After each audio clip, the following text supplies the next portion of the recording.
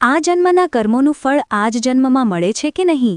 જો હા, તો પછી પૂર્વજન્મના કર્મોનું ફળ શું છે અને તે કોને મળે છે અને ક્યારે?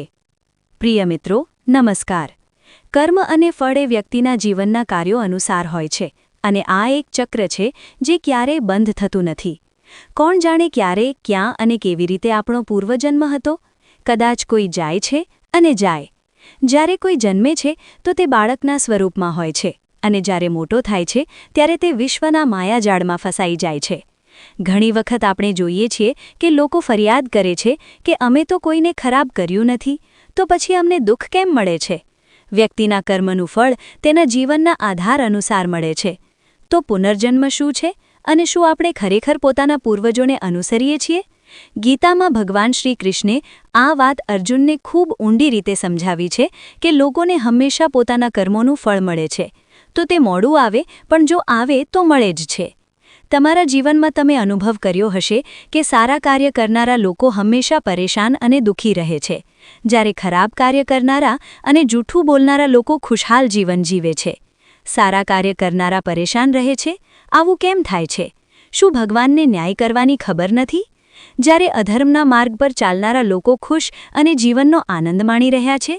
જો આ પ્રશ્ન પણ તમારા મનમાં આવ્યો હોય તો આજે અમે તમને તેનો જવાબ આપીશું. આ જવાબ એ છે જે ભગવદ્ ગીતામાં લખેલું છે અને જે શ્રીકૃષ્ણે અર્જુનને આપ્યો હતો. ભગવદ્ ગીતામાં વર્ણવેલી કથા અનુસાર જ્યારે પણ અર્જુનના મનમાં કોઈ સમસ્યા હોય કે કોઈ ધાર્મિક સંકટ હોય તો તે તરત જ ભગવાન શ્રીકૃષ્ણ પાસે પહોંચી જતા હતા, કારણ કે તેમને ખબર હતી કે સાચું માર્ગદર્શન ત્યાં જ મળશે. એક વખત અર્જુન ભગવાન શ્રીકૃષ્ણ પાસે આવ્યા અને કહ્યું કે તેઓ પરેશાન છે અને જવાબ જોઈએ છે. શ્રીકૃષ્ણે મુસ્કુરાતા પૂછ્યું કે પ્રશ્ન શું છે? પાર્થ, અર્જુને કહ્યું કે હું જાણવા માંગુ છું કે સારા લોકો સાથે હંમેશા ખરાબ કેમ થાય છે, જ્યારે ખરાબ લોકો ખુશ લાગે છે, અને શું પાછલા કર્મોનું ફળ પુનર્જન્મમાં પણ જોવા મળે છે? આવી વાતો અર્જુનના મુખમાંથી નીકળી. આ સાંભળીને શ્રીકૃષ્ણ આશ્ચર્યચકિત થયા અને કહ્યું કે જે માણસ વિચારે છે અને અનુભવે છે તેવું કંઈ નથી, પણ અજ્ઞાનતાવશાત તે સત્યને સમજી શકતો નથી. માણસની દ્રષ્ટિ ટૂંકી હોય છે, તે માત્ર આજને જ જુએ છે, પણ ભગવાનને આવનારા જન્મોની પણ ખબર હોય છે. ચાલો જાણીએ કે અર્જુનના પ્રશ્ન પર શ્રીકૃષ્ણે શું કહ્યું. જો તમે ભગવાન શ્રીકૃષ્ણના પવિત્ર વચનો સાંભળવા અને સમજવા માંગો છો તો આને પૂર્ણ જાણો, કારણ કે અહીં તમને એ જ જ્ઞાન મળશે જે તમને બીજે ક્યાંય નહીં મળે. શ્રીકૃષ્ણે અર્જુનને કહ્યું, પાર્થ, મારે તને એક વાર્તા કહેવી છે. તે સાંભળ્યા પછી તને સમજાશે કે દરેક જીવને તેના કર્મ અનુસાર જ પરિણામ મળે છે. પ્રકૃતિ દરેકને અવસર આપે છે. હવે તે વ્યક્તિની ઈચ્છા પર નિર્ભર છે કે તે ધર્મનો માર્ગ પસંદ કરે કે અધર્મનો. વાર્તા શરૂ કરતા શ્રીકૃષ્ણે કહ્યું કે એક નગરમાં બે માણસો રહેતા હતા. એક વેપારી હતો. તેના જીવનમાં ધર્મ ખૂબ મહત્વનો હતો. તેને પૂજા અર્ચનામાં વિશ્વાસ હતો. તે દરરોજ મંદિરે જતો અને દાન પણ કરતો, ગરીબોની મદદ કરતો અને દરરોજ ભગવાનની પૂજા કરતો. જ્યારે બીજો માણસ તદ્દન વિપરીત હતો. તે પણ દરરોજ મંદિરે જતો, પણ પૂજા કરવા નહીં, પણ મંદિરની બહારના જૂતા ચપ્પલ ચોરવા અને લોકોની ખિસ્સા કાપવા. તેને દાન અને ધર્મથી કંઈ લેવા દેવા ન હતી અને ભગવાનમાં તેનો વિશ્વાસ જ ન હતો. તે હંમેશા બધાને ખરાબ જ ઈચ્છતો. સમય વીત્યો અને એક દિવસ ખૂબ મોટો વરસાદ પડ્યો. આ કારણે મંદિરમાં પૂજારી સિવાય કોઈ ન હતું. જ્યારે પહેલા માણસને આ વાતની ખબર પડી તો તેણે કહ્યું કે આ તો મંદિરની સંપત્તિ ચોરવાની સારી તક છે. પંડિતની આંખો ચૂકવીને તેણે મંદિરની તમામ સંપત્તિ ચોરી અને ત્યાંથી ભાગી ગયો. એ જ સમયે ધર્મ અને કર્મમાં વિશ્વાસ રાખનારો માણસ પણ પૂજા કરવા મંદિરે પહોંચ્યો. કમનસીબે મંદિરના પૂજારીએ તેને ચોર સમજીને ચોર ચીસ પાડવા માંડી.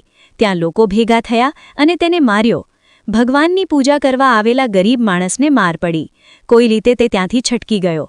જ્યારે તે ગયો તો કમનસીબે તેની ત્યાં પણ સાથ ન છોડ્યો. મંદિરની બહાર તેણે કાર સાથે અથડાઈને ઈજા પામી. તેને ખૂબ લોહી વહેતું હતું. રસ્તામાં તેને મંદિરમાંથી પૈસા ચોરનારા માણસનો સામનો થયો. તેણે મુસ્કુરાતા કહ્યું કે આજે મારી કિસ્મત ચમકી છે. મને આટલા પૈસા એક સાથે મળ્યા અને પકડાયો પણ નહીં. આ બધું જોઈને સારા માણસને ખૂબ ખરાબ લાગ્યું. તેનું હૃદય તૂટી ગયું અને તેણે ઘરમાંથી ભગવાનની તમામ તસવીરો કાઢી નાખી અને ગુસ્સામાં કહ્યું કે આ જ છે ભક્તિનું ફળ. થોડા વર્ષો પછી બંને માણસો મૃત્યુ પામ્યા. મૃત્યુ પછી જ્યારે બંને યમરાજની સભામાં પહોંચ્યા અને સારા માણસે પહેલા બીજા માણસને જોયો તો તેને ખૂબ ગુસ્સો આવ્યો. તેણે ગુસ્સે થઈને યમરાજને પૂછ્યું કે મેં તો હંમેશા સારા કાર્ય કર્યા અને દાનમાં વિશ્વાસ રાખ્યો, પણ મને તો માત્ર અપમાન અને દુઃખ મળ્યું અને આ દુષ્ટ માણસને પૈસાથી ભરેલી થેલી મળી. આવો ભેદભાવ કેમ? શું તમારી અદાલતમાં પણ ન્યાય નથી? આ પર યમરાજે શાંતિથી કહ્યું કે બેટા, તું ગેરસમજે છે. જે દિવસે તારી કાર અથડાઈ તે તારા જીવનનો છેલ્લો દિવસ હતો અને તારું મૃત્યુ નિશ્ચિત હતું. તને ફાંસીએ લટકાવવાના હતા, પણ તારા સારા કર્મોના કારણે તારું મૃત્યુ બદલીને માત્ર નાની ઈજામાં ફેરવાઈ ગયું અને તારો જીવ બચી ગયો. આ દુષ્ટ માણસ વિશે જાણવા માંગે છે? વાસ્તવમાં તેના ભાગ્યમાં રાજયોગ હતો. તે રાજા બનવાનો હતો, પણ તેના ખરાબ કર્મો અને અધર્મના કારણે તે માત્ર નાની પૈસાની થેલીમાં બદલાઈ ગયો અને તેનું ભાગ્ય ત્યાં જ સમાપ્ત થઈ ગયું. વાર્તા કહ્યા પછી શ્રીકૃષ્ણ અર્જુનને કહે છે કે પાર્થ, હવે તને તારા પ્રશ્નનો જવાબ મળી ગયો? શું તને લાગે છે કે ભગવાન આપણા કર્મો જોતા નથી? એવું તદ્દન ખોટું છે. ભગવાનની ન્યાય વ્યવસ્થા ખૂબ સૂક્ષ્મ છે. માણસ સમજતો નથી કે ક્યારે અને કયા સ્વરૂપમાં ભગવાન આપણને આપી રહ્યા છે, પણ જો તું સારા કર્મો કરતો રહીશ તો ભગવાનની કૃપા હંમેશા રહે છે. તેથી માણસનું કર્તવ્ય છે કે હંમેશા સારા કર્મો કરે, કારણ કે શ્રીકૃષ્ણે પણ ગીતામાં કહ્યું છે કે કોઈના કરેલા કર્મ વ્યર્થ જતા નથી. સારું હોય કે ખરાબ, તે વ્યાજ સાથે પાછું આવે છે. ઘણા લોકો નાસ્તિક હોય છે, પણ પછી એમની સાથે કંઈક એવું થાય કે તેમને ભગવાનમાં વિશ્વાસ આવી જાય. મિત્રો, એક વખત એક માણસ હતો, નામ મગન. મગન માધવપુર ગામની એક નાની ગલીમાં રહેતો હતો. તે મેડિકલની દુકાન ચલાવતો હતો. તે પૂરી દુકાનનો જવાબદાર હતો, તેથી તેને ખબર હતી કે કયું દવા ક્યાં રાખેલી છે. તે પોતાનું કામ પૂરી ઈમાનદારીથી કરતો હતો. ગ્રાહકોને સાચી દવા સાચી કિંમતે આપતો હતો. બધું સારું હોવા છતાં મગન નાસ્તિક હતો. તેને ભગવાનમાં વિશ્વાસ જ ન હતો. તે કહેતો કે હું મહેનત કરું તો ભગવાનની શું જરૂર? તે દિવસભર દુકાનમાં કામ કરતો અને સાંજે પરિવાર સાથે સમય વિતાવતો.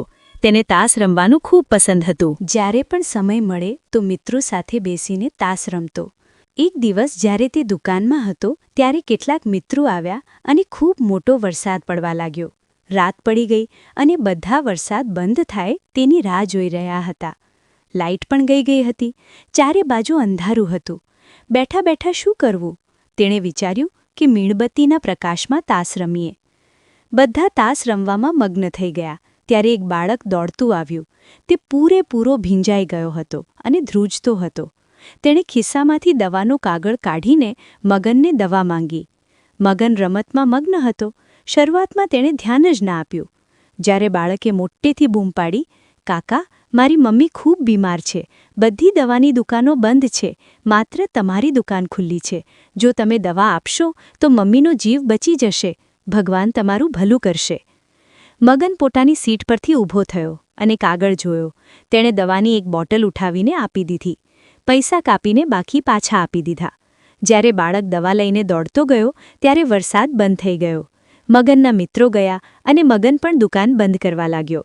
જ્યારે તેણે ધ્યાન આપ્યું અને તપાસ કરી તો ઓછા પ્રકાશને કારણે તેણે ભૂલથી બાળકને ઉંદર મારવાની દવાની બોટલ આપી દીધી હતી. મગનના હોશ ઉડી ગયા. તેનું હૃદય ઝડપથી ધડકવા લાગ્યું અને પગ નીચેથી જમીન સરકી ગઈ.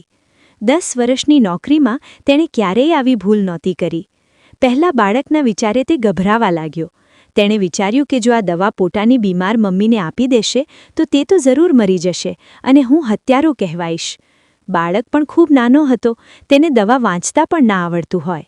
એક તરફ તે પોતાની ભૂલને કોસવા લાગ્યો અને તાસ રમવાની આદત છોડવાનું નક્કી કર્યું. પણ પછી જોઈશું. હમણાં શું કરવું? પહેલાં તો બાળકનું સરનામું જ નહોતું ખબર, તેથી તે મૂંઝાયો. બાળકની આંખોમાં તેણે કંઈ જોયું નહોતું. ઘરે જવાની ઈચ્છા હવે મરી ગઈ હતી. ચિંતા અને તણાવે તેને ઘેરી વળ્યો હતો. તે પોલીસ અને જેલના વિચારોમાં પડ્યો. ગભરાટમાં તેણે આસપાસ જોવા લાગ્યો. પહેલીવાર તેની નજર દિવાલના એક ખૂણામાં ગઈ જ્યાં તેના પિતાજીએ દુકાનના ઉદ્ઘાટન વખતે જિદ કરીને શ્રીકૃષ્ણની તસવીર લગાવી હતી. ત્યારે પિતાજીએ કહ્યું હતું કે ભગવાનની ભક્તિમાં ખૂબ શક્તિ છે. ભગવાન આપણને દરેક મુશ્કેલીમાંથી બચાવે છે અને હંમેશા સારા કાર્યો કરવા પ્રેરે છે. મગનને આ બધી વાતો યાદ આવવા લાગી. આજે તેણે આ અદ્ભુત શક્તિને અજમાવવા માંગી.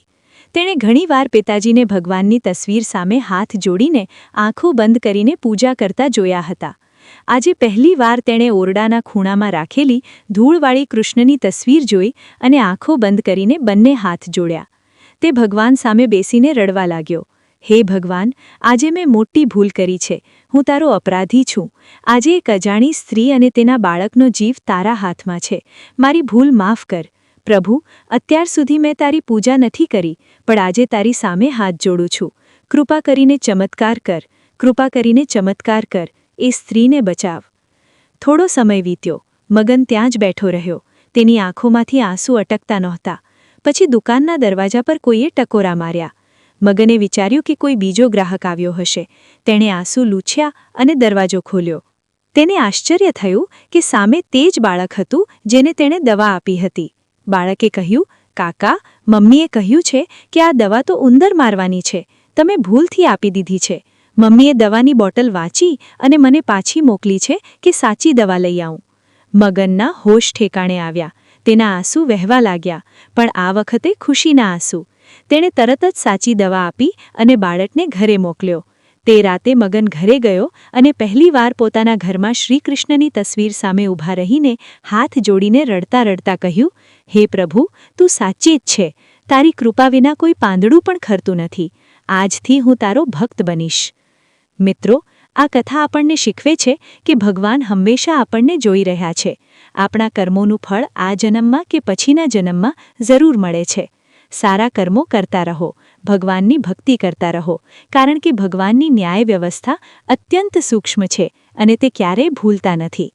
જો તમને આ વિડીયો પસંદ આવ્યો હોય તો લાઇક કરજો, શેર કરજો અને ચેનલને સબસ્ક્રાઇબ કરીને બેલ આઇકન દબાવજો, જેથી આવા પ્રેરણાદાયી વિડીયો તમને મળતા રહે. જય શ્રી કૃષ્ણ.